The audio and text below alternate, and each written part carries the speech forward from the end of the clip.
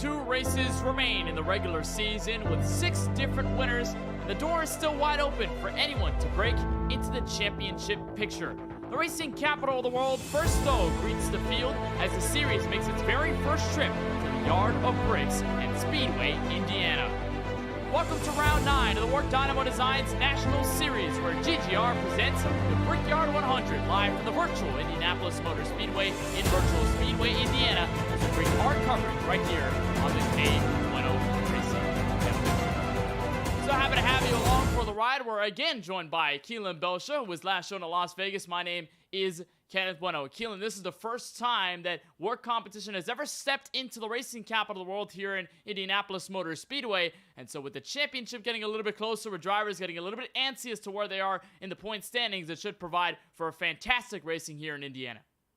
Yeah, a lot of guys out there nervous trying to make their way into the playoffs, and some guys who are on the bubble just trying to keep their name above it. It's just when the playoffs get down to a situation like this and the points battle is so close on the cutoff, it just makes for exciting racing and some long straightaways, some hard-to-break corners. Will not be surprised if we see a bit of contact getting into these hard-breaking corners at Indianapolis. And this track obviously known for the Indianapolis 500, so not expecting to see NASCAR stock cars here all the time on the oval, but nonetheless, these drivers are going to have some deal to tackle here, especially given the fact that we are getting close to the coveted playoffs. We're only 2 races away from it, and so it is going to be rather interesting to get into what kind of situations drivers are going to try to get themselves into and what they're going to try to do to kind of fend off, maybe play some offense, maybe play some defense, depending on where they are if they want to run for WORC Dynamo Designs National Series Championship. First, though, Keelan, we'll have to talk about where we are in the virtual world, then we'll take a look overhead at our KBueno track map with images, of course, always provided to us by Google Earth. Keelan, this is a very interesting track, but if you're a motorsports fan, you need no introduction to what this track is. Indianapolis Motor Speedway, one of the most fantastic, one of the most historic racing venues in all of America. Yeah, when people talk about tracks they want to win at as a motorsports driver, this one is always near the top of the list. Of course, the famous Indy 500 for several years. They ran a NASCAR Cup Series crown jewel in the Brickyard 400 here, where the tradition would be the race winner goes out there and kisses the Yard of Bricks, the brick start-finish line at this 2.5-mile speedway in Speedway, Indiana. 9.2 degrees of banking, opened in 1909. It's just a very historic venue, and if you want to win anywhere, this is a great place to do it. This is definitely a crown jewel. I mean, when we had the Brickyard 400 in NASCAR competition, that was one of the crown jewel races apart from the Daytona 500. I believe there was another race in there as well near the end of the season, the Darlington race, the Southern 500, where you wanted to win all 3 of those to be crowned. This is one of the best NASCAR stock car drivers in all of history. Drivers won't physically be kissing bricks here, though. Tonight it's on the virtual side, but of course, still going to be a lot to win here at the Staples home of racing. But Keelan, one thing apart from just the historic track and a very exciting track here in Indianapolis is a very exciting run for the point standings. We are getting close to the start of the chase for the championship. Here's a look at the points as they run right now. This is 11th through 20th. Top 14 make it in. A lot of the top drivers around 1st through 5th pretty much are locked in when they show up here in these last 2 races. But Keelan, this is where the mark stands. Very close. 7 points between Ethan Workman, Frederick Seagraves. 2 of those drivers attending this race tonight. So a case in point, we're going to have to be watching these drivers all night long, and really anybody, even besides guys like Ezekiel Reyes and even drivers outside the top 20, could punch their way in. Yeah, just because you're outside that top 20 does not mean you're out of this points battle. But like you said, that Workman, Seagraves, they're all here at this racetrack tonight, so they're going to be racing to try and make up as many points as possible. And they obviously aren't going to be taking any. They're not going to be treating anybody any easier than they would anybody else. They're going to be aggressive tonight. They want to make it in the playoffs, and tonight it's a good opportunity to make up some points and try to get into that top 14.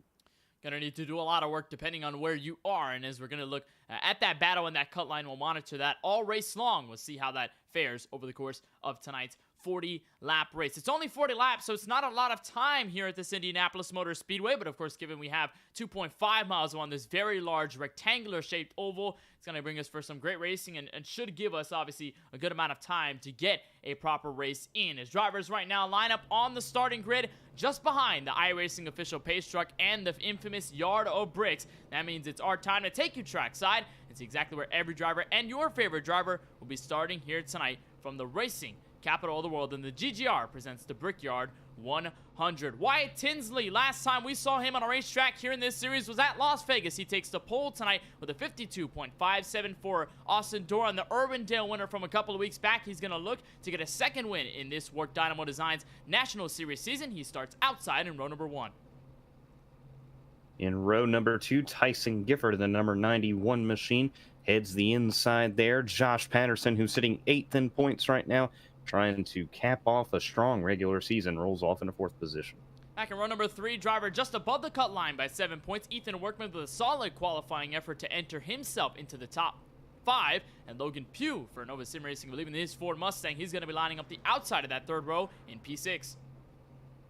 Ezekiel Ray is in the 7th position, one of those guys a little bit further back, trying to make up some ground on the points battle and make his way in. And alongside him is Ethan Harrison in the number 77 machine. Garrett White, despite not having a win in this WORC Dynamo Designs National Series season, he is the points leader. He's got no worries going into tonight at Indianapolis. He rolls off in P9, and one of the drivers I don't think we've ever seen in this series, the 034 of Corey Boudinot, will be starting just inside of that top 10. Gino Mero, Las Vegas winner in the number 71 machine, will start from the 11th position with Ryan Matthew Martin, who sits right in the 10th place points position, trying to put together a strong run tonight from the 12th position. 2 drivers in the 50s in terms of numbers on row number 7. Mason Sweet in the 56 lines up a 53 flat to put himself 13th, with Shane Fuller and his Sunoco Camaro lining up the outside of row number 7 in P14. Quinton Haley in the number 13 machine with some work to do in points, trying to get a nice run tonight from the 15th position. League owner Brayson Collins rolling off in the 16th spot. Timmy Spatz in the 44 rolls off 17th, and the 025 of Gabe Allen making his very first WORC Dynamo Designs National Series start. He rolls off P18. In the 19th position, you have Gene Wolfe in the 800 machine and Cameron McHone in the 028. Good to see Cam McCone, as we saw him in the Quick Time Series not too long ago in our broadcast of the Knoxville Nationals. We'll roll through the rest of the field as it stands. Mitch Hobbs is 21st. Jay Mulder is P22. DJ Powell, Connor Hervilla, Henry Clappert, and Frederick Seagraves line up the entire 29-car field here tonight for the GGR, presents the Brickyard 100 at Indianapolis. Just before we get started, let's take a look at the weather overhead here at Indianapolis. And you talked about it, Keelan, just before we went live. No sunshine here on the racetrack, remarkably, at least just a little bit. Just overcast clouds here in Speedway, Indiana. Air temp nicely at 69 degrees. Winds to the north, barely at about 4 to 5 miles per hour. No humidity, no fog. Still a rather interesting day to go sim racing, Keelan. But like you said, sunshine, I think, may play into a factor. Won't heat up the track as much as it would, let's say, if we had a full clear day. So maybe a bit of extra grip before we go green. Yeah, for sure, and that's going to be a big factor if this race continues that trend throughout the night. Sitting at an 82-degree track temp right now, but I saw in official races a few weeks back when the sun was shining and beating down on the racetrack, it was sitting at an excess of 110 miles an hour, and those guys were slipping and sliding. So definitely with the overcast skies, expect a bit more grip for these guys, and that'll play into their advantage as drivers. The driver's trying to warm up the Goodyear Eagles right now. We're ready to get started, though, here from Indianapolis. Race 9, only 2 chances left to enter yourself into the run for the championship. Pace truck makes the soft left all the way to pit road, and the pit wall separates the drivers ready to go green and the truck ready to come to a complete stall. Wyatt Tinsley, Austin Doran, the 05 and the 55 lead us to green, and the GGR presents the Brickyard 100.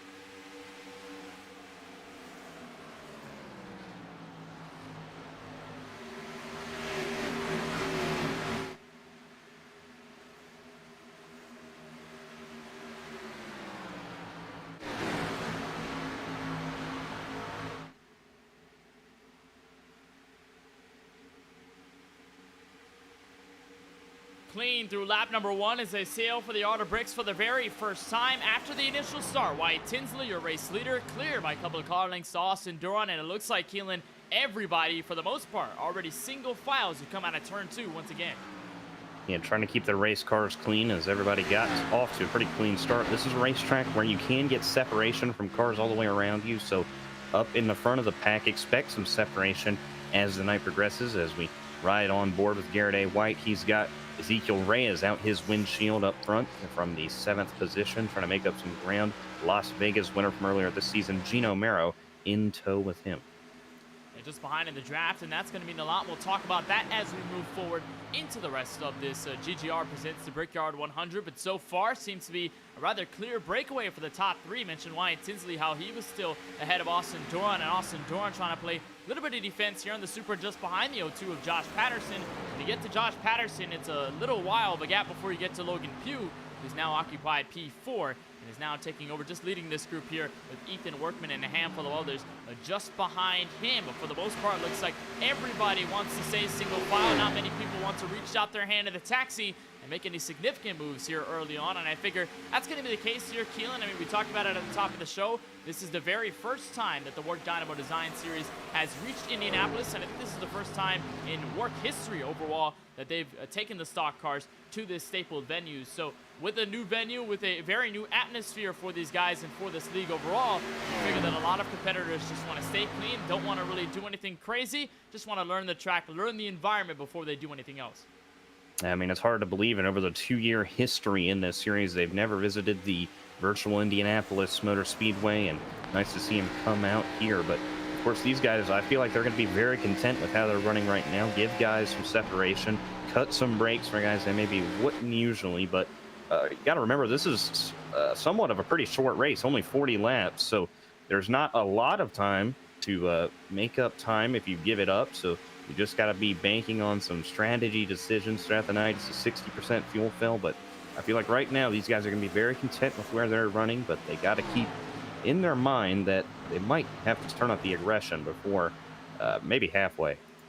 You saw Mason Sweet in the number 56, just got by Ryan Martin in the 9 car for position in P9. Martin going to fall back just to the edge of the top 10. He'll have to play a little bit of defense here on Shane Fuller in the 57, who has since been a little calm here, hasn't really done anything crazy, but now here's a battle potentially here for a position. That's Brayson Collins, almost under fire from Timmy Spatz in the 44, and the 025 of Gabe Allen. We've never seen him before in the WORC Dynamo Designs National Series, but he makes his very first start with a very interesting case in hand. Earlier today was talking with a fellow friend, Ezekiel Reyes, who does regularly race in this WORC Dynamo Designs National Series, and they made a bet saying if they beat each other on the racetrack, that's what they're going to do. They really just talked about it, trash talking a little bit about trying to beat each other here on the track. Gabe Allen said he was going to beat Ezekiel Reyes outright. Reyes said he was going to run all the way at the front if he was going to win this race, or whether he was just going to run in front. He was going to stay in front of Allen no matter what.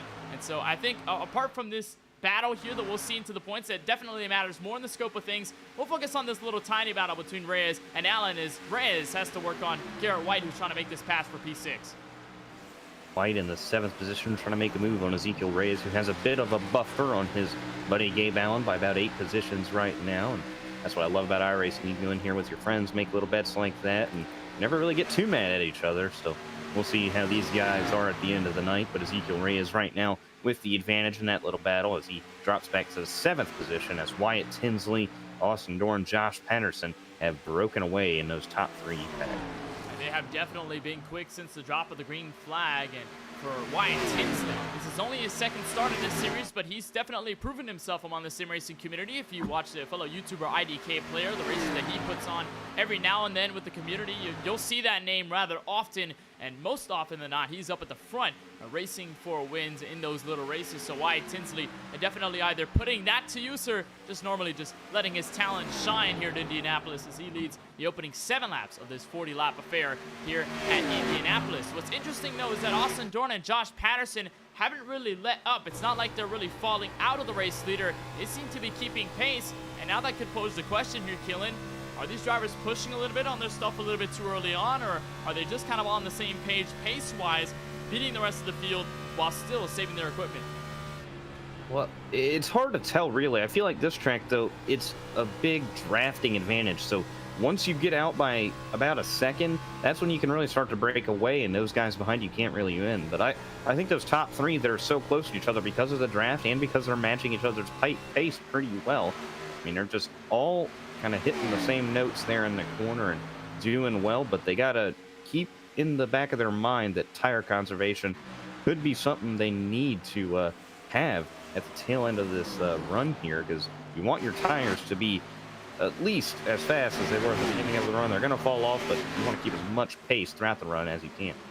You got to also mind when we talk about tire wear, this track, of course, being as low banked as it is, only 9.2 degrees in every single corner, and it's relatively flat compared to a lot of the ovals we visit in this series. So when you think about how high of a speed you're going, how fast you're going through many of these corners that are not really banked, and you're trying to make sure you can arc them, you're probably going to wear out the right front more often than many of the other tires. We've seen a couple of drivers get loose throughout in practice and throughout the race so far, but I think the main concern is definitely going to be that right front when you're underneath somebody, or even when you're racing all by yourself. If you push a little bit too wide, especially out of turns 2 and turns 4, chances are you may end up with a trip to the outside wall, and that could pose something definitely dramatic and something very dangerous depending on the situation you're in the points standings. We ride on board here, well, not riding on board, well, now we're right on board here. This is the front end of Logan Pugh, the 01 Ford Mustang, as he tries working on Ethan Workman. Again, Keelan mentioned that the top three have pretty much run away with this deal. It really hasn't been a contentious effort from the guys fourth on back, but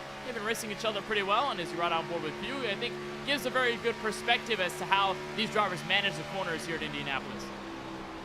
Yeah, it's all about hitting your marks here. Remember, one little mistake, one corner where you turn in a little too shallow or wait a little too long to turn in, it just completely offsets your whole corner, and you're not going to get that speed back till you're on the complete opposite side of the racetrack. And like you said just a second ago, Kenneth, that right front, it wears so much. So if you enter too shallow or you enter too wide, you're going to be churning that wheel trying to get it to turn throughout that corner, and that's really not going to help your front tires agree with each other, and it's going to just flat spot them kind of like in there, and it'll wear them off and slow down your pace very considerably. You look at Timmy Spatz currently riding P17 as he goes BJ Powell in the 68. We saw Timmy Spatz trying to work on Brayson Collins a couple of moments back earlier in this race, but it seems as though he has fallen off a little bit here over the course of this 10-lap run. And so while Collins, Gabe Allen, and company have pretty much run away, Spatz has typically fallen back here as he sits behind the number 68. This is a Brandon Brown paint scheme that you usually see in real life, the BMS Brandon Built Motorsports car. As he tries to defend here, currently rides P16, and mostly seems to be the case that everybody doesn't really want to make moves for position. They kind of just want to stay single file, and I don't think necessarily could be a testament to just the fact that it is the first time, like you mentioned earlier on, but it could also be another factor in the case that this track is relatively hard to pass. I've seen a couple of drivers in real life mention that you got to treat this track sort of like a road course. It's not necessarily a typical oval like you would. You can't really compare it to a Las Vegas or a Kansas or a Homestead or Kentucky or any other track usually that we visit over on the 1.5, 2-mile side of things. So you kind of have to take a different approach to this track, and while you're doing that, it could potentially be hard to pass with the way these corners are set up. And so I think more often than not, it could also be the fact that you have to really plan your passes in advance instead of really just diving in for it and hoping it'll stick. And also, you can get some help from the guy that is in front of you, like I just saw in this battle for second here. Josh Patterson, he knew he was faster than Austin Doran. He put his nose under the little quarter panel on Doran. He was being smart there, backed out, did not want to enter that corner side by side at the moment. He's going to stick with him with the draft on the front straightaway, but Patterson now trying to run down Wyatt Tinsley, who's actually started to step away from those second and third place drivers as you see the battle for second tighten up. But Josh did get some help from the 55 machine, just backed out in the corner. Wasn't going to fight him this early in the race. Remember, 60% fuel fill, you will have to pit. You have 2 tire sets waiting on you in the pit, so just going to try to take care of that race car and hold a top 3 position. So far, smart move by both those race car drivers. And that last time by, Wyatt Tinsley, your race leader, ran a lap of 53.9. Nobody else really has put themselves in that 53-second bracket, so times are significantly falling off. And as you watch this battle continuously for second, the two of Josh Patterson made the +1, and now the only focus he's really got is to the race leader here in the 005 of Wyatt Tinsley. They mentioned a very interesting point here, Keelan, especially since we've gotten the opening 12-lap screen here from Indianapolis, is fuel strategy. How is that going to work? Especially, you said 60% fuel. Drivers are going to have to pit. So with the way this race has gone so far, how do you feel strategy is going to work? Do we see kind of drivers go for the half split? Do we see drivers go for an overcut and pit with a handful of laps to go? What seems to be the smartest strategy here if you're any one of these guys on the green flag stand? It's hard to tell really, because you don't know how many laps these guys can go. 60%, you can make a rough estimate and assume they can make it about halfway. So I feel like that would be the smartest thing you can do here, because you're going to have to pit.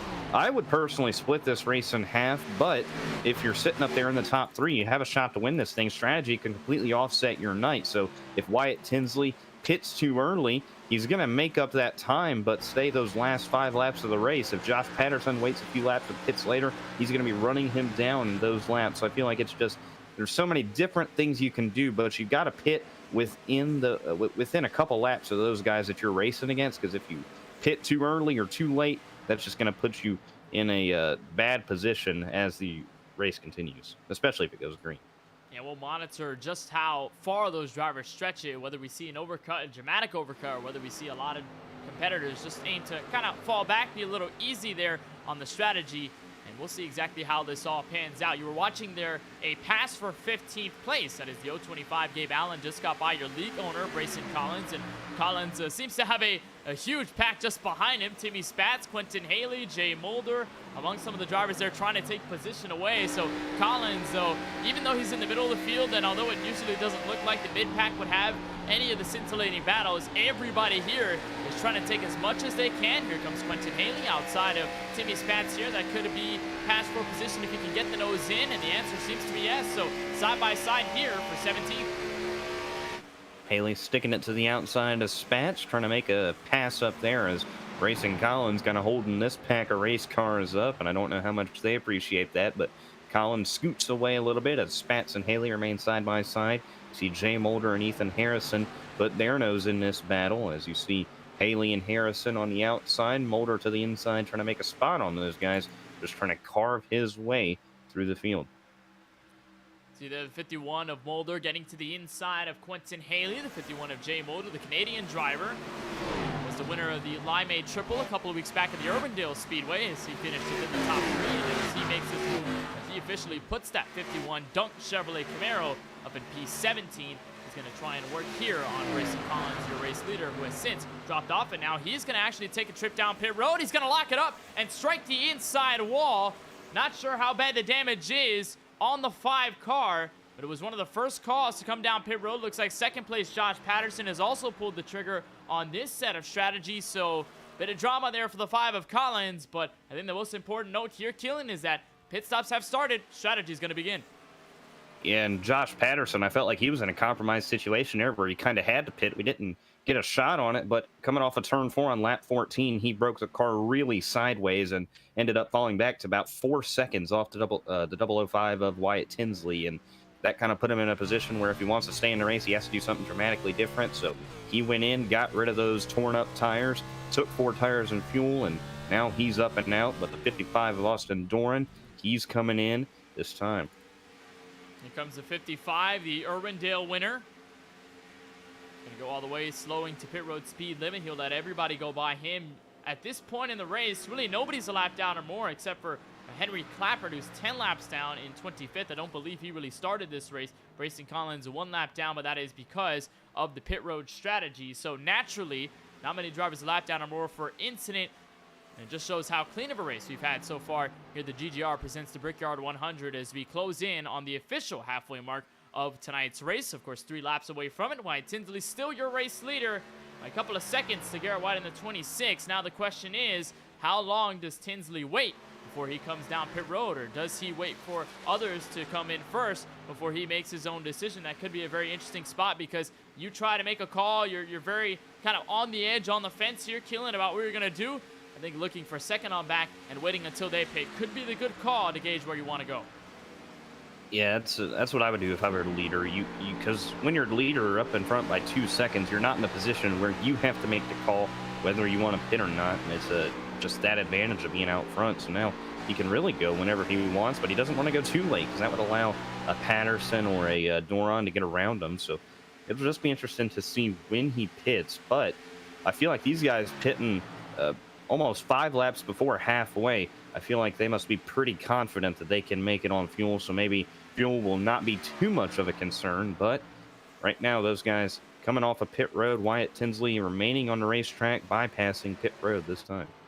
Wyatt Tinsley not going to make the call. Neither is second place Garrett White. Neither is third, fourth, or really fifth for that matter. So it looks like everybody, for the most part, is going to stay out on this stop, except for the 20 of Connor Hervilla. Almost struck the outside wall there, similar to how Collins did. It could have blocked up the front brakes.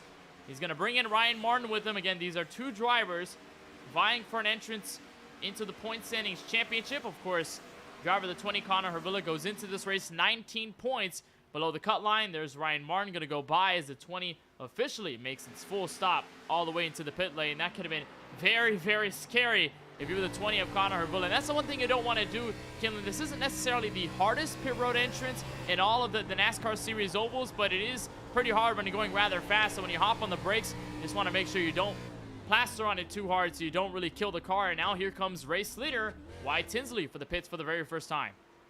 And pretty much a pinpoint perfect pit road entry right there. No lockup, and hit those yellow cones right at pit road speed limit. So Tinsley now just has to negotiate the 005 machine down pit road as Gino Mero stays out, and he is in second as Ethan Workman takes over the top spot right now. Tinsley trying to make it into his box as 26 Garrett A. White following him in, as it's like the 005 makes it in his stall well, no problems. 26 might have slid through his, but I think he got in there pretty good as everybody else gets in their pit stall, going to get their service. Ezekiel Reyes overshot his a little bit. Ezekiel Reyes down there, Logan Pugh, a couple of others, and mainly the leaders now coming in for their stops is Ethan Workman going to let the lap car by of Timmy Spatz, and this should be, I think, the case here, Keelan, of course, to make it to the end of the event, be there good on fuel, but of course have the best tires out of everyone in the field as well, and it appears Ethan Workman going to hang it to the inside. Indeed, he is coming for pit road, not going to go for a very sketchy entry, a little bit loose there coming on in, but he makes pit speed limit very okay. There's Mason Sweet, Gino Mero. He also hits the inside wall, but it damage to Mason Sweet on the front end. We'll try and figure out where he might have picked that up. But in terms of the race leaders, top four have decided to pit this time. So this should be the last batch of drivers, and this should, Keelan, hand the lead to Austin Doran in the 55. So despite Doran falling off a little on pace to your race leader, Wyatt Tinsley, to open up as they get real close to the outside wall. They're coming out of turn 4, potential battle for net P2. Austin Doran jumps those two drivers, and now he's in control of the race. Yeah, he's in the net P1 right now, and he should take it over within this next lap or so. Josh Patterson exited, or got onto the backstretch as Tinsley exited, and they were side by side for about half a lap there till Tinsley took it over. And now he's setting his sights on the 55 machine, trying to run him down in what would be the race lead and will be this next time around, as they just passed halfway here in the WORC Dynamo Designs National Series. From Indianapolis, as there you see Ethan Workman in the 25 making his way off of pit road. Going to see where he cycles out with, there you see Gabe Allen and his machine. He's going in the grass. I think he's stopping here, Keelan. I think he's calling it quits here. Gabe Allen, indeed, as he stalls it to pit road, he takes it to the garage, and that should hand the bet win over to Ezekiel Reyes, who has since cycled to P8, just behind Connor Hervilla in the 20. So I think the battle is already won here at halfway, as we continue our coverage of the GGR presents the Brickyard 100. Austin Doran continues to lead this race, but while we're at the halfway mark of tonight's event, we'll remind you that coverage of the WORC Dynamo Designs National Series is, of course, brought to you by Dynamo Designs, your one-stop shop for all of your iRacing design needs. They can cater to any style you like and can ensure you will look good on track, all starting at just $5 per scheme. Message Josh Patterson on Discord at Josh Patterson #9212 or on Facebook at JP Designs to get him working on your iRacing design today. There's a big thank you to the WORC Dynamo Designs National Series and Dynamo Designs for being a part of the action as we continue our coverage here. Austin Doran, your race leader. But one thing to note, Wyatt Tinsley has a couple laps fresher here on the 55, about 3 laps total. Austin Doran pitted 5 laps ago. Tinsley pitted only 2 laps ago. So Tinsley should have the advantage here, although he's holding back, staying in front of Josh Patterson. Could pose here, Keelan, that maybe he's just waiting to exhaust all of what's left in his Goodyear Eagles, or maybe he's just pushing it a little hard and still falling short. Well, it's hard to tell right now, but that last time around, the 55 had 3/10 on the 005, and you would think Tinsley would have the advantage right now, but maybe he knows this. There's 20 laps left in this race. Hey, why should I push it right now if I already have the advantage?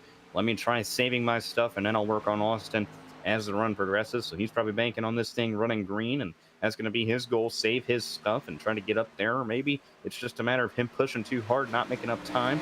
We'll see this next time around when they cross the line, how those lap times fare. But Josh Patterson, who pitted about 5 laps earlier than Tinsley, is sticking with him right now. So maybe that 005, it's going to be a good long run car. We'll see, as Doran, again, that time around had 2/10 on Wyatt Tinsley.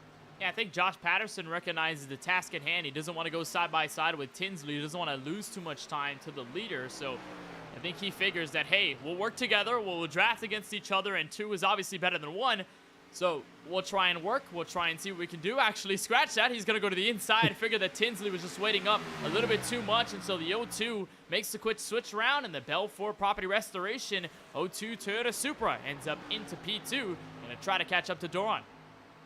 And I feel like if Tinsley is trying to save his stuff, he just put himself in a very compromised situation, because now when he's going to try to come up through the field, he's going to have to hope Josh Patterson pays him a favor and lets him by. And then he's going to have to fight with Doran, who I don't think is going to let him by very easily, racing for the win. So it's just really intriguing to see what his strategy is, because at 005, with the speed he was showing in the first run of the race, it's obviously not there right now, as the battle for 5th heats up with Logan Pugh and Ethan Workman trying to run him down. Workman, of course, was on that last little batch of pitters that we saw, so he's going to have the tire advantage, trying to run down the 01 of Logan Pugh. Got to also think here, Keelan, that Tinsley, I think for the first time all race long, he's in dirty air. He's not clear of everybody else, as Ethan Workman will work to the inside of Logan Pugh. This should be a textbook pass for the entrance into the top 5. Of course, Workman trying to defend here his points gap into P14 to remain into the fight for the championship. Not a winner this season, but has definitely proven that he is consistent. And right now, top 5 as he enters through and gets by the 01. It should help his case to defeat Frederick Seagraves in the battle for P14, as Frederick Seagraves in the 95 is currently the last car on the lead lap in P22.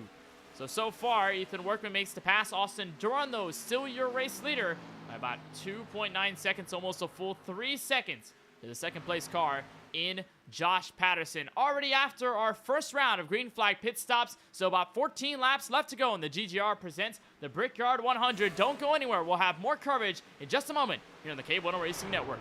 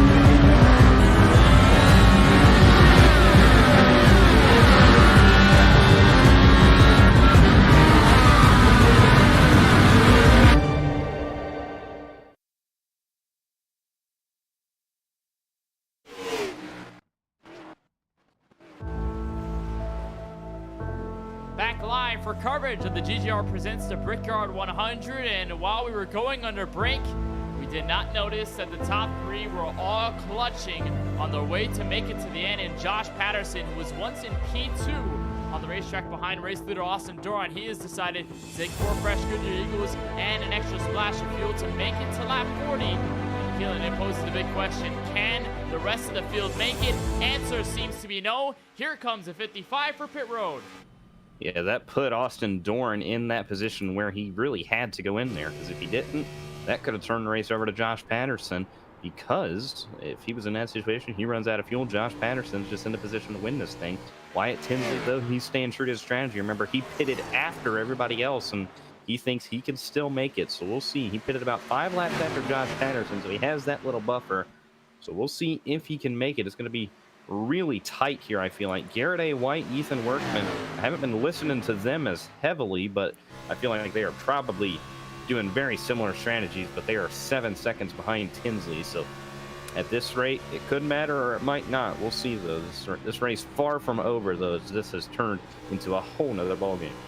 Right on board with Garrett White. That entrance to turn 3 decided to let Ethan Workman by until the 25 went to P2, but no clutching out of the 26 Toyota Supra, so it appears maybe, just maybe, these drivers can make it to the end, or maybe they just don't know that they can make it, or they can make it all the way to the end. But a caution comes out at lap 30 with about 10 laps to go, and this changes everything. This could potentially help Josh Patterson and the 55 at the same time. We'll try to find out who exactly was involved in the incident. But the caution comes out for the very first time in the GGR presents the Brickyard 100. And as we were looking toward a fuel mileage race, everything turns on its head. Yeah, and this completely shakes it up. And Josh Patterson, who just pit, he's got to be in the catbird seat now, along with Austin Doran in the 55. Those guys are in prime position right now, as we will get a look here on our KBRN replay to see what happened and who sparked the caution here from the Indianapolis Motor Speedway. Our first one of the night, going to give us a less than 10 to go restart. Try to look for what happened out on the 2.5-mile racetrack. See exactly what might have happened. Doesn't seem to be exactly clear, though, as to which driver it could have been. There's when the caution comes out, I believe, on the racetrack. A couple of drivers, and here it was, the 034, Corey Budernaut, I believe, making his first start. This was contact with Mason Sweet. And Mason Sweet had already had at least a rough night in the going here in Indianapolis. It wasn't necessarily the fastest car. Had a bit of damage there. You can see on both the right side and the front end. Looks like he also had some crinkles on the rear end of his Camaro. You see him blocking the 034 on the racetrack. As Budernaut will head to the inside. We'll try to make this pass complete. We'll back out just a bit. But I think as the 56 runs wide, decides it was enough. And Sweet just gets into the 034 and causes the caution right there. Takes the hook, slams the 034 into the outside wall, and that's what exactly brings out the yellow. And that completely shakes it up as right on board with Budenant. He just got turned right into the fence. And not the way he wanted his night to go. He, of course, didn't really have the speed factor he wanted, but Mason Sweet getting into him will take both of them really out of contention for this race, as Wyatt Tinsley going to lead leaders down pit road here, get some fuel in their race cars, and I would expect Josh Patterson and Doran to stay out. Brayson Collins, he actually pulls out. He stays out, but he might have just been a lap car. And Brayson Collins, of course, was 1 lap down. Everybody, though, going to head for pit road, and now the question is, do the drivers who went down pit road, including the 55 and the 02, do they manage to stay out? I don't think the answer is going to be yes here on that case. So we'll take a look as you watch the 26. That's Garrett White come down pit road. And pretty much the entire field has made this call to just try and make it all the way to the end. And, of course, secure their chances of going for the checkered flag. And, indeed, Austin Doran and Josh Patterson, both 3 and 4 laps old on their stint, they're going to decide to stay out here as they have some of the fresher tires, and obviously the rest of the field to make it to the end here on tap as they'll get around the lap cars. I believe that's Jay Mulder, Tyson Gifford. We'll see if they maintain their positions, but big storyline here, Keelan.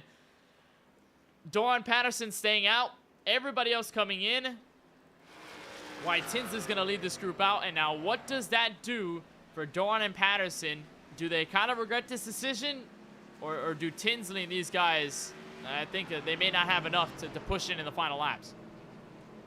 Well, I think this is just a position that they presented themselves in with Patterson and Doran. There was nothing really they could do different here. They've already taken both their tire sets that they had sitting in the pits, and of course them going in for that extra stop on pit road to get fuel and make it to the end on a green flag condition is just the position they put them in. So they'll have the advantage as far as track position goes, but You're going to have Wyatt Tinsley in the 055. You got a little bit of a buffer for them, though, as you got Cameron McCone in the 028 in front of him, and also Frederick Seagraves in the 95, who's going for a playoff spot. So he's going for something here, and he stays out. He's going to be in the 4th position, so we'll see what he can do. But Jay Mulder stays out on the racetrack. He's going to be leading us to the green, but again, it's just a position that the 55 and the 02 were in. They really had no other option here, so this is their best shot at going for a race win tonight. So they'll be 2nd and 3rd. I believe we're going to have an official restart here with about, I'd say, 7 laps remaining here in this GGR Presents the Brickyard 100. Jay Mulder is going to stay out here on the call. He's got exactly 13 laps on his set of Goodyear Eagles, 13 laps on his stint on the fuel tank as well. So we'll see how he fares versus fresher tires just behind him. You'll find the 55 of Austin Doran, the Urbandale winner earlier this season. To the outside of that first row, Josh Patterson looking hit for his very first checkered flag in this WORC Dynamo Designs National Series season. He lines up inside of row 2 with Frederick Seagraves trying to point his way into the top 14, trying to beat Ethan Workman. The problem is Ethan Workman is not too far behind, as Wyatt Tinsley will be in 5th. Ethan Workman, rather, in the 25. He'll be outside of row number 3, so he'll be just behind his fellow championship, I'd say, points competitor here. And we'll have this restart. Logan Pugh, Garrett White will be back to P8. Gene Wolfe and Connor Hervrilla will round out your top 10. So a big difference in tire strategy here, Keelan, at the end of this race. Any thoughts before we go green?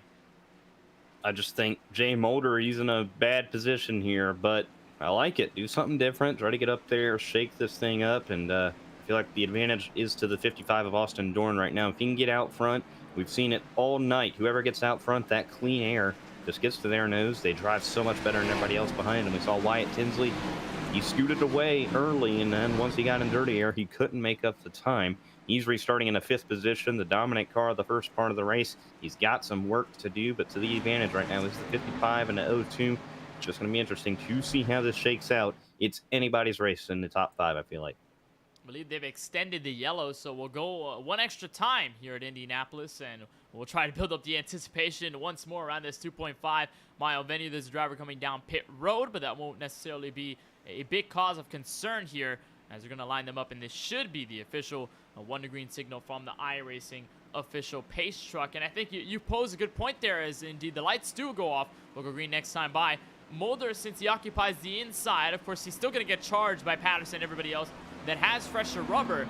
But since Doran is on the outside of that first row, let's say entering turn 1, that 55 could definitely get a good jump, get ahead of this 51 car. And as the 51 occupies the bottom lane, it's going to force Patterson, Tinsley, Garrett White, and all those other drivers behind on the inside to try and maybe force it 3, or maybe they just end up getting held up here by the Camaro, and then they have to just force themselves by, or at least just wait for the opportunity to arise for them to poke their nose in or outside and then go for that pass, which could be P2 if Jay Mulder keeps himself alive just behind the 55 of Austin Doran. So for the 55, this may be a well-needed pick here for the end of this race, after the 55 had been just within the top 3 all race long, hadn't really had a taste of the first place spot up until that green flag pit strategy where he took over the lead, and obviously everybody had to save because they were not sure whether they were going to make it to the end. So it's going to be a very pivotal restart here. We'll have officially 6 laps to go on this last start. We'll see if we can stay green, and Jay Mulder in command here with a position to potentially take his first ever WORC Dynamo Designs National Series win in this campaign. But Austin Doran and a bunch of other drivers behind him may have something to say about it. As we'll come across off of turn 4, Mulder, your leader. He'll be the control car. Austin Doran will have to wait and see what the 51 does. And for everybody else, it's all a waiting game to see whether they can get by coming out of turn 2. Pace truck makes the soft left to the entrance of pit road. What could be the final restart here in the GGR presents the Brickyard 100. Early jump for the 51 of Jay Mulder, and this is going to hurt Austin Doran as they head for turn 1. Patterson to the inside for P2. And the caution and a big out crash. Immediately. Big wreck. crash on the front straightaway. Multiple cars involved. I see the 95. That's Frederick Seagraves. Gene O'Merrill. There's Tyson Gifford. Big damage to Logan Pugh as well in the 01. And as they were heading up the gears, it looks like Austin Doran is going to keep second. Well, for everybody else behind it, it's absolute carnage, and the pace truck will come out once again. We'll try to get a look here to see what happened on a restart. Frederick Seagraves, who was restarting in that fourth position on an older set of tires, was trying to make a strong push for his playoff campaign. As we get a look here, he got sideways, of course, on the older tires. You see Ethan Workman, he just kind of blinks out right behind him and hooks him, and I think Workman got off scratch-free here in that 25, but Seagraves and everybody else behind him not as lucky. These are two drivers trying to vie for their entrance into the championship run. You see Seagraves spins the tires a little bit. Ethan Workman blinks in and out, and as he gets into the 95, Seagraves has nowhere to go. There's DJ Powell with damage, Gino Mero. There's Ezekiel Reyes with heavy front-end impact. Mero going to hit again. Timmy Spatz and Grayson Collins trying to get their way around. And you'll see it here as they get the restart. A couple of drivers already did the wheel spin as well. Looks like the 55 had it. Same problem for him as you see the 95 get turned around. Logan Pugh comes down the racetrack, slams into Gene Wolfe, who I believe escapes narrowly there. But a sign-in damage. And all of a sudden, as we were ready to get what could have been the final restart underway here from Indianapolis, we end up with another restart. And it's going to be with less than 5 laps to go. But though on that restart, we saw the position pass that could have been made for P2. Josh Patterson had the nose in on Austin Doran as Mulder had the big jump going into the first corner. Although as soon as the yellow was waved, Doran was not able to fall back to third. Patterson was not able to make that pass complete. So Austin Doran is still going to remain second. And for a majority of the field, this is all just going to be a diagnosis of repairs. There's Ezekiel Reyes, DJ Powell, Logan Pugh among the drivers involved in this incident. And this leak, Keelan, no fast repairs. So if you do get damage, you're going to have to pay the price on pit road, and that's exactly what these drivers are going to do right now. Yeah, and just going to go get repairs, trying to get back out there. And for some of those guys fighting for a playoff spot, going for a championship run, that's not the way they wanted things to go. But got to re-rack them, restack them, and try it again here up front. As you see Frederick Seagraves with a lot of damage after getting turned off the nose of Ethan Workman. But Jay Mulder going to be the race leader here on this restart. And this puts Wyatt Tinsley equal with now Josh Patterson, Austin Doran, and Jay Mulder. Remember, he was on old tires. He did a good job getting to that last restart, not spinning his tires. And for being on 13-lap old tires here at a flat racetrack like Indy, I expected a lot more wheel spin out of that 51, but he did a great job keeping his wits about him. Got a nice start, slid up in front of the 55, and of course we didn't get too far past that. But if he can get up to speed like that again in what should be a green-white checkered restart here, he should be in a pretty good spot. Of course, maybe not to win the thing, but he'll be in a lot better of a spot to hold off those guys behind him than he would be without a good start. And if you look back to Irwindale a couple of weeks back, I know I mentioned it a bunch of times throughout tonight's broadcast here in Indianapolis, but Jay Mulder, the performance he put on, he finished within the top 3, of course, won the Limeade Triple. That was the reason he was up front, trying to vie for the position in the top 3 just so we can keep that alive and gain the cash prize. But he was on some of the oldest tires, if not the exact oldest tires out of anyone in the field, and somehow Mulder was able to hold everybody off, and he was able to maintain his position. It looks like nobody was able to make the pass complete. This is a very different story. This is not a high lane dominant racetrack here in Indianapolis. Irwindale, you couldn't really make passes on the bottom, so it could be a very different story here for the racing capital of the world. But for Mulder, if he can do it once, he can do it again. Maybe not a race win tonight from Indy, but it could be enough to secure a top 3, maybe enough to hold out a good points gap and potentially just give him extra momentum going into Volusia 1 week from today. So the lights are out on the iRacing official pace truck. We'll go green with exactly 2 laps to go. This is an organic green-white checkered restart. If we get another yellow before we end up going to the white flag, we'll end up with a official green-white checkered restart, and then we will end the race if that does get exhausted. But for the moment, Jay Mulder is your race leader. Austin Doran follows right on the outside in P2 before you find Josh Patterson and Wyatt Tinsley occupying row number 2. Garrett White, Gene Wolfe, or rather Garrett White and Ethan Workman among the drivers in row number 3. Gene Wolfe is 7th with Connor Hervilla to his outside in row number 4. And then Mason Sweet, Shane Fuller, the last drivers to occupy the top 10. This is going to be a very dramatic restart. We did not exactly see, Keelan, how it panned out for the fresh tire guys. I think this may be the opportunity here in the final laps. Yeah, and I feel like that caution was really best case scenario for those top 3 race cars, because if you give them laps to make up what they have on those fresh tires, they can get that advantage. They can make up that advantage. But now they only have two laps, and what's that? 4 corners a lap. So you got 8 corners to try and get the most out of your tires and get around these top 3 race cars. Wyatt Tinsley right now with some work to do, but we'll see what Mulder and Doran can do.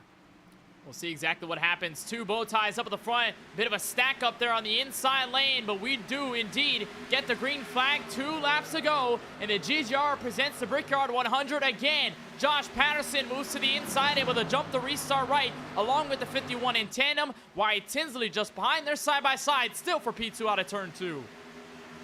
Patterson working to the inside of Doran. Stick with him on the corner panel here, and he will off of turn 2. But it's Jay Mulder out front trying to hold that race lead as they remain side by side behind him. He blocks the run coming from the 55 as they go into turn number 3. Coming to the white flag 51. this time. Contact, and Mulder gets sent sideways. Mulder sideways, he's able to save it. That backs up Wyatt Tinsley, and Austin Doron clears for the race lead, but there could be a final say out of the 0-2 of Josh Patterson. Out of turn 4, Tinsley slaps him on third. Mulder goes sideways. Will the caution come out? Yes, it will. Big slam. DJ Powell goes hard into the side of Jay Mulder's Chevrolet Camaro.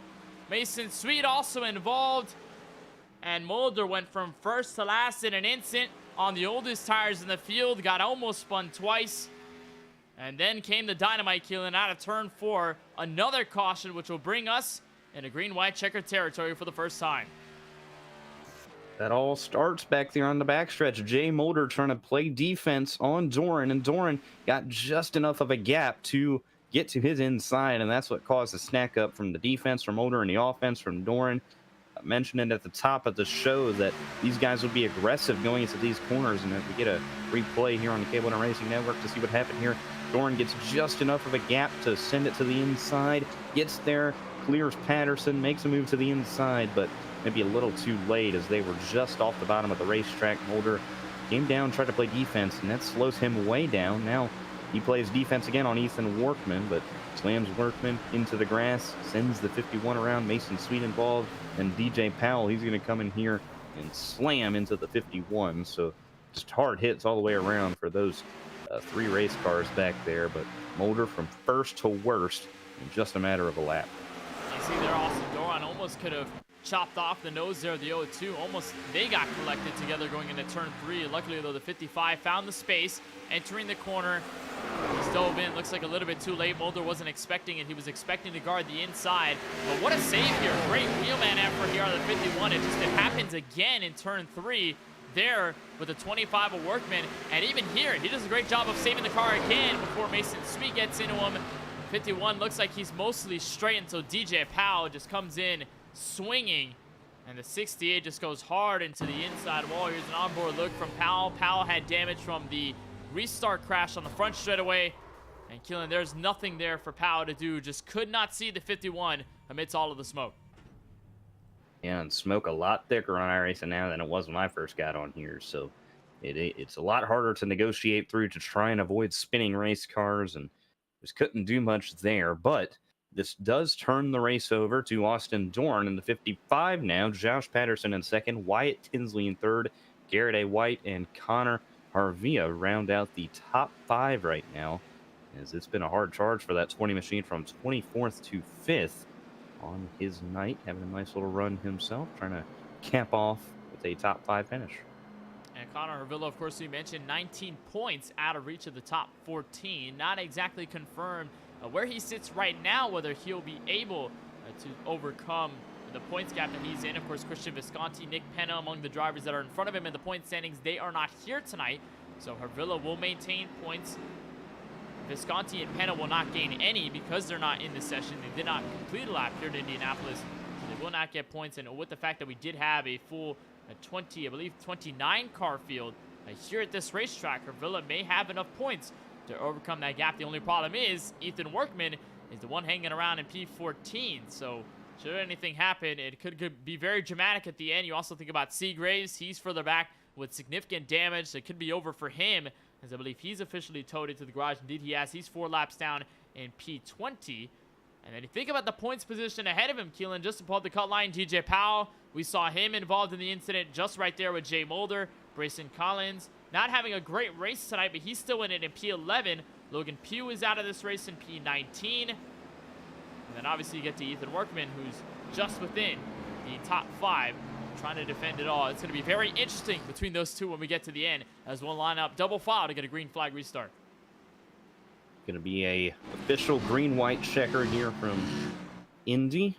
Let's see here, do they get 2 attempts at it? So if we get a caution before the white flag flies, then we will stack them up and try it again. But if they make it to the white flag, the race is official. And the next flag ends it, which I believe would be the checkered, because they don't call cautions on the white flag on the iRacing sim. So Austin Doran going to lead us to the green. Josh Patterson, who stuck with them for half a lap before the 55 just found a hole to cut to the bottom. Going to be racing with them for a race win. And Wyatt Tinsley, who led the first half of this race, trying to get up there and spoil the party in those top 2, and maybe a Garrett A. White or a Connor Avrilla trying to spoil the party for those top 3, who have been the name of the game all night long. Even the class of the field, but they can be defeated. The Giants can fall here at Indianapolis. When we get to the Yard of Bricks, we're ready for a restart here. Green-white checkered with exactly 2 laps to go. Austin Doran, the only one in the top 5 with a race win this season. At Irwindale earlier in the campaign, Patterson, Tinsley, Garrett White, Connor Hervilla, and pretty much a majority of the drivers behind him looking for their very first checkered flag. And the GGR presents the Brickyard 100 from Indianapolis. Pace truck makes its entrance to pit road for what could be the very last time. 55 of Austin Doran on the gas and up to the green flag. Barney the flagman has it in store. A very good jump there from the 55. Side by side almost for a second. Patterson going to close the door as Doran clears for turn 1. Patterson with defense going into turn 1, keeping Tinsley behind him, and now he sets his sights on the 55 of Doran through turn 2. Doran has a couple car lengths out in front of the O2. The O2 reels him in, and he's sideways off of turn 2. Open the door. Wyatt Tinsley enter the 005, trying to make a move. Down to the grass he goes. Into the grass almost as he gets to the inside of Josh Patterson.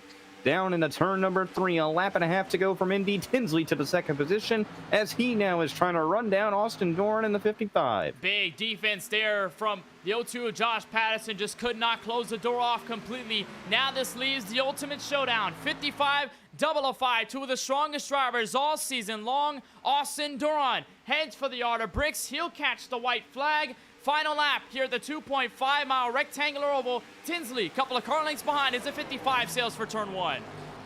Doran looking for his 2nd win on the campaign this season, and what a place to do it. Then right here at Indy to kiss the virtual Yard of Bricks, but Wyatt Tinsley not going to let him have it easily. Coming to a half lap to go. Tinsley 5/10 off of him, trying to run him down, but he's running out of time as Austin Doran trying to take it back to the checkered flag and win. Tinsley with a final opportunity in the last half of this Indianapolis Motor Speedway. Austin Doran, though, trying to hold on some of the older tires in the field. Tinsley scraps the wall into the short chute, and that could seal the deal. Austin Doran, after winning on the West Coast at Irwindale, will swing it out to the Yard of Bricks. Austin Doran, a 2-time winner, as he wins. The GGR presents the Brickyard 100.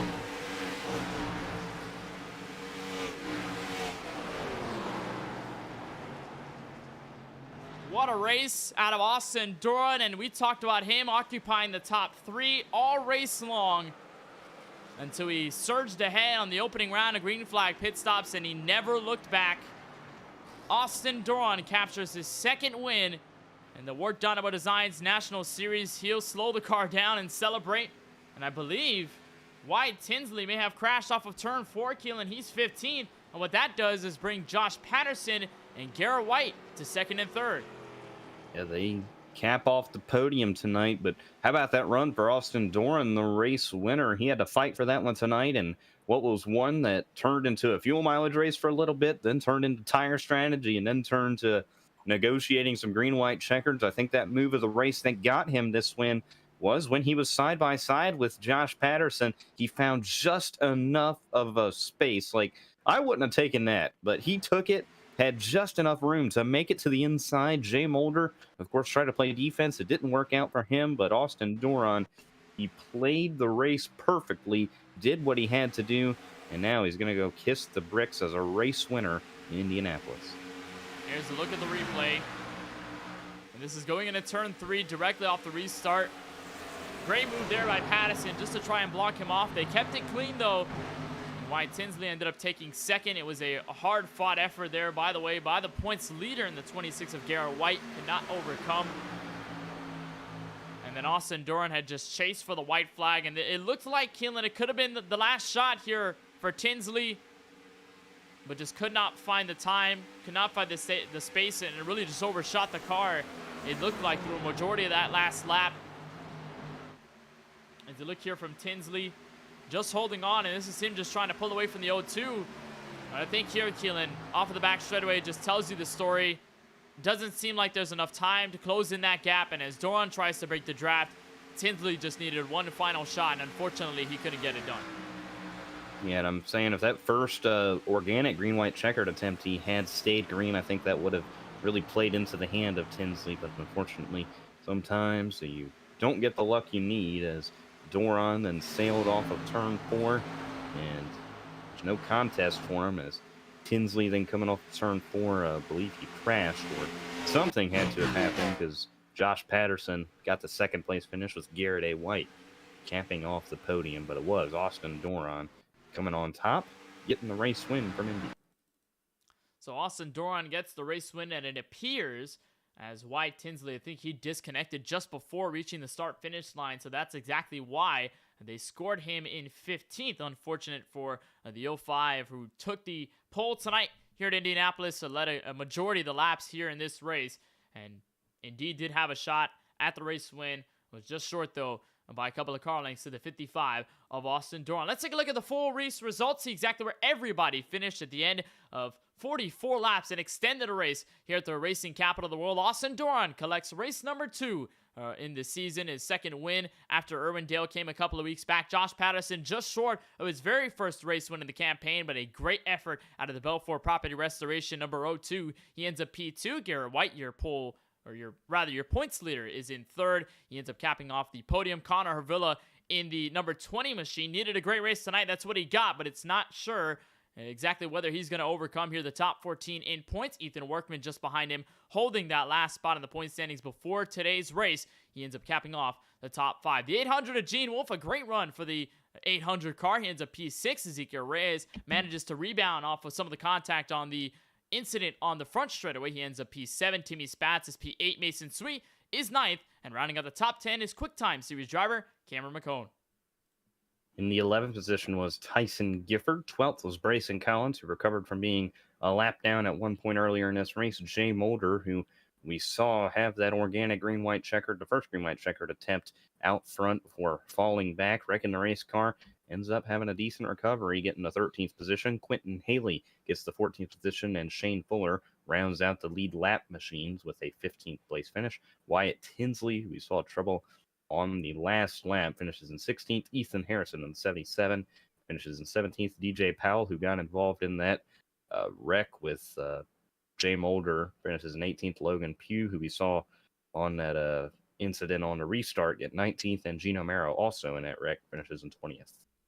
Back to the final drivers in this full field. Frederick Seagraves ends up 9 laps down. Unfortunately, I believe will miss out on the opportunity to run for WORC Dynamo Designs National Series Championship. Ryan Martin, the 9, finishes in P22, a total of 12 laps down before you find Corey Boudinot. He got turned by Mason Sweet there coming out of turn 2. He ends up 15 laps down in 23rd. Gabe Allen in the 025, a first start for him, and not the best finish for him. He ends up P24, 25 laps down before you find Henry Clappert in the 34, 25th, and Mitch Hobbs in the 89, the final driver. I don't believe he took out onto the racetrack. He was in practice, but unfortunately, Mitch Hobbs ends up as the final driver here in this full field from Indianapolis. We'll take a moment to head trackside and head for a gasoline alley where we'll find the number 55 of Austin Doran, who captures his second win here in the WORC Dynamo Designs National Series from Speedway, Indiana. We'll bring in the 55, and Austin, what a run to the finale it was for you after having a top 3 car all race long. Walk us through your perspective on the finish there. Oh man, there's so many things to unpack in this one. I didn't think I would have had a shot on Wyatt, but luckily that caution came out at the right time. And yeah, heading down the backstretch, I knew I had to go for a gap, and it was barely there. But yeah, unfortunately, I took out Jay in the process, so I apologize to him. But yeah, we ended up getting the lead off of that, and then I was able to get a really good restart and pull away. And you're able to pull away, and of course, after the first race win this season at Irwindale, it was the short track magic for you, but it ends up expanding to a 2.5-mile oval. And just give us a perspective of how it was to be as fast as you were here tonight. Of course, you had the 05 of Wyatt Tinsley there with you. You had Josh Patterson fighting with you pretty much all race long. But how was it to tackle this Indianapolis Motor Speedway, especially given the fact that this is the first time WORC has ever been here? Yeah, us three were super similar all race. I knew we had pretty equal pace, but Wyatt was able to get us on the long run. And I knew a late caution would have to come out in order for us to have a shot, and that's what happened. So yeah, me and Josh were super good all race and had a good battle early on. So you end up taking this win, your second in the campaign. And of course, with the way things have worked out, we're heading into the final run of the regular season. Unfortunately, I don't believe you're part of the playoff picture, but in your eyes, what's the motive here for the final races? We've got Volusia, a dirt track for the very first time that we'll visit, and then, of course, we're going to have a bunch of other racetracks to take host for the rest of the campaign. So what's your motive there? What's your mindset, and what do you think is going to happen? I'm not too good on dirt, so we'll have to see how that goes. But yeah, I really wish I made more races earlier on in the season because I would have been in contention. But yeah, luckily we got 2 wins out of here. Hopefully we can pick up one more next week. Of course, on the optimism after the second win here in this WORC Dynamo Designs National Series Championship. Austin, before we let you go and say goodbye and let you celebrate here as you will kiss the virtual bricks tonight, is there anybody you just want to thank for making this all possible? Yeah, I'd like to shout out Jimmy Johnson Central, URP, the NASCAR Hotspot, and SD Graphics. I think Jimmy Johnson definitely happy. He's a Brickyard 400 winner before on this track, so I think you played the colors right, Austin. From all of us here at the KBueno Racing Network, I want to congratulate you on the second win here in this campaign, and of course, wishing you the best of luck. We'll see you 1 week from today at Volusia. All right, thank you. That's Austin Doran, the 55-year race winner here tonight, holding off the rest of the field in the first and final attempt at a green-white checkered. You cannot ignore the performance from the 02 of Josh Patterson. The Toyota Supra ends up in second. He's currently trackside with our very own Keelan Belsha. Well, Josh, you put together a great run tonight in that 02 machine. Just needed a little bit more to run down the 55 and Austin Doran and Wyatt Tinsley in the 005, who put together a good run tonight. Josh, what more did you need there throughout the race? I mean, you stuck with them, but it seemed like right when you got to their back bumper, you either couldn't get around them or you slipped off a little bit as the run progressed, but felt like you had them on that fuel strategy. But what more on speed did you need? Yeah, well, I don't think our fuel strategy worked at all, actually. I'm pretty sure some of the guys could make it on one stop. So I think me and Austin actually got saved by the caution there. So, I mean, that was a misjudgment on my end, but it ended up working, so that was good. It was definitely just me, Austin, and Wyatt. They were the class of the field. The three of us were out front all race. We really were able to create a gap on the rest of the field, which was really nice, racing between them two. But, you know, I think we just need a little bit more. You know, with Jay up front at the end there, I thought I was going to be able to work with him and probably get by Austin coming down, you know, on the green-white checkered. But Austin got a tiny bit of draft from him, must have been like a centimeter in front of me. Cut off my nose and took out Jay. So he just kind of killed both of us at once. Yeah, I don't know. Wyatt was fast. I tried to hold him off, and he breezed by me at the end there. But yeah, I'm not sure what happened with him. He disconnected coming to the line. So, you know, I'll take the P2, I guess. I don't know. Just need a little more. And more you needed, but you came into today in the 8th position in points, and then a P2 finish tonight will definitely boost you and probably solidify you as far as the playoffs. So what's your mentality now as the season comes to an end, as the playoffs fire up and you get ready to make a run for the championship? What's your strategy and what's the mindset going into the playoffs? Yeah, for sure. I came into this race knowing that I wanted to get a good finish to solidify that, and I think I did that, so I'm happy with that. But yeah, going into the playoffs now, these next race, I think there's only one more before the playoffs. It's kind of going to be a crapshoot because it's Volusia, so who knows what's going to go on there. So we're just trying to get through that. Then playoffs will start, and it's really just about getting through the rounds. Solid finishes every week. It's really the key to it. I feel like if you make a mistake one week and, finish somewhere back in the 20s or the 30s, it's really not going to be, helpful to your, chance at advancing. So I don't know. I feel like it's just stay clean, stay relatively up front, just consistent top 10s. And that should, allow me to get to the Final Four. Well, that's a great game plan, Josh. We'll see how that pays off. And before we let you go, do you got anybody you want to thank for putting together your second top 5 of the season? Yeah, I got to thank everybody at Dynamo Racing, powered by Limeade Media. I got to thank Belfour, Property Restoration, coming on the car tonight. Dynamo Designs, Limeade Media, Patriot Clutches, Vulture Racing Engines, EVC Automotive. I got to thank Tyson Gifford for partnering up with me, for making this team, doing all this Limeade Media stuff. I got to thank Brayson for running the league every week. His AI were fun today. And I got to thank you guys for coming out and broadcasting this. And I got to thank everybody else for coming on track tonight and giving me a great race. Well, on behalf of the KBueno Racing Network, we thank you for joining us, and congratulations on your P2 finish. Thanks, Keelan. Josh Patterson in the O2 machine picking up a second-place finish tonight from the Indianapolis Motor Speedway, as Kenneth's going to get word with our third-place finisher tonight, the 26 of Garrett A. White. Here indeed with the driver of the Clemson number 26 Toyota Supra in Garrett White. Garrett, I know there was probably a lot to digest there in the final restarts. There was a big crash behind you there on the front straightaway, and then we had another attempt, and we got to a green-white checkered, and then this finish happens, a crazy one between the top 3. Give us a word on how it was from your perspective behind the wheel. Yeah, it was a pretty quiet race for me. I just think we didn't have quite the speed today to contend for the win, but was just quietly in the top 5 and was able to sneak out a P3. It was a great run for you overall, and you had a lot, I think, on your mind going into this race because despite not having a race win in this campaign, you've maintained enough consistent finishes that you are the points leader going into tonight, and it sure as well you're probably going to be the points leader coming out of here going into Volusia next week. So was there any change in motive into this race? Was it just go for the win and be a little calmer? Or did you kind of have that in mind about what the point situation was going to look like and how things are going to fare?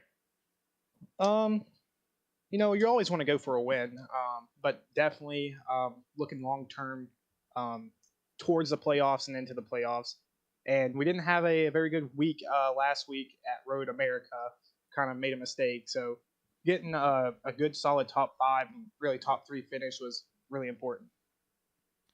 Pivotal in your run for a championship in a couple of weeks' time, but there's one more race to overcome, and sure as though you're safe into the run for the championship. But next week, I think, going to bring some drama. Volusia, very first dirt track race in this WORC Dynamo Designs National Series season. So what are your expectations? What do you think?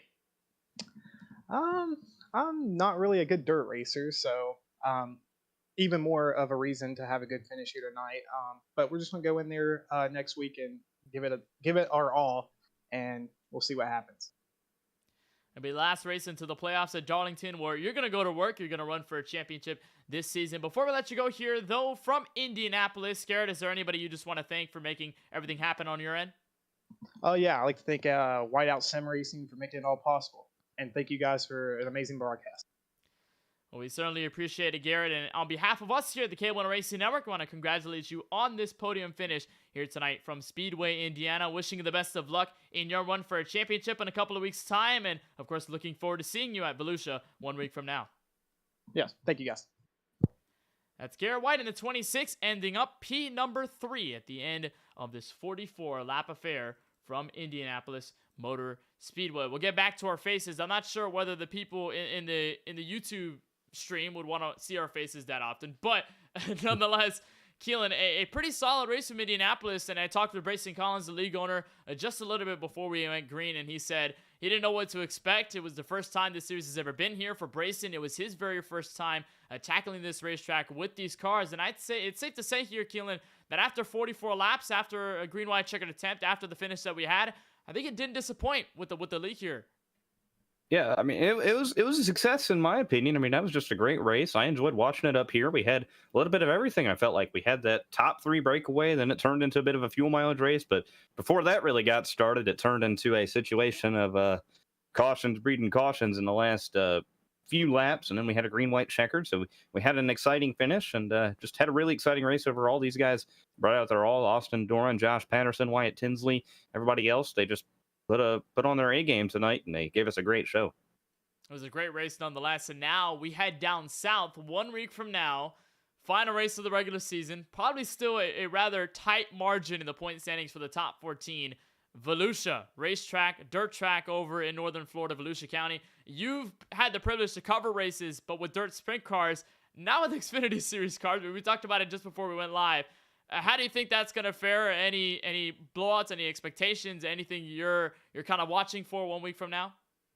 I mean, I have no idea, dude. I'm being real. Stock cars on a, half-mile dirt track. We've seen it on Bristol, but Volusia, it's just such a different animal. The shape of it, the banking it has, it's nothing like Bristol. So, or Eldora, for that matter, where trucks race. But it's going to be interesting. I know my buddy Aiden Kirker, he's put a setup together for that. Of course, it's not the setup they're running next week, but he has before, and he can get those things, get up and fly around there. So we'll see. I just watched a World of Outlaws race a little bit. I was kind of flipping back and forth. The World of Outlaws, they were there for their first race of the year tonight at Volusia. So I've got myself refreshed with the racetrack, and next week I have no idea what to expect. Never seen Xfinity cars out there, but it's a whole nother animal. And then you got to throw in the factor that it's the last race before the playoffs get started. It's just it's gonna be insane.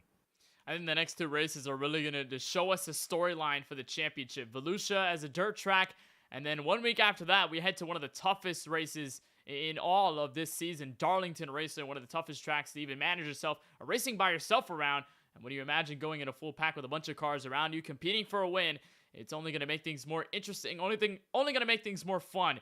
Here, this WORC Dynamo Designs National Series. We'll be looking forward to it. We'll be looking forward to the first dirt track race. I know league owner Brayson Collins a little confident in his dirt racing abilities. We'll see if he can show out. And of course, we will decide the 14 that'll run for WORC Dynamo Designs National Series Championship. Volusia, you won't want to miss it after tonight at Indianapolis. 1 week from today, February 17, 2022. You'll find us here live for coverage. Live from Volusia, the dirt track there in northern Florida, the last race of the regular season. We'll have it all at 7 p.m. Eastern, right here, same time, same place, on the KBueno Racing Network YouTube channel. But for tonight, that does it for the GGR presents the Brickyard 100, the Indianapolis Motor Speedway. I want to thank everybody for showing up here on tonight's broadcast, and of course, I want to thank all the people that make it possible on the end of the WORC side. Brayson Collins, Josh Patterson, all the admins, everybody that make it happen here on the WORC schedule and in this WORC series. And on behalf of all of us here at the KBueno Racing Network, for Francisco Bacalao, for Charlie Meyer, and for my colleague in the booth tonight, Keelan Belsha, my name is Kenneth Bueno. Saying so long and good night from the racing capital of the world. Congratulations to Austin Doran, 2-time winner for Dynamo Designs National Series season. We close off the top 14 in the championship 1 week from tonight at Volusia.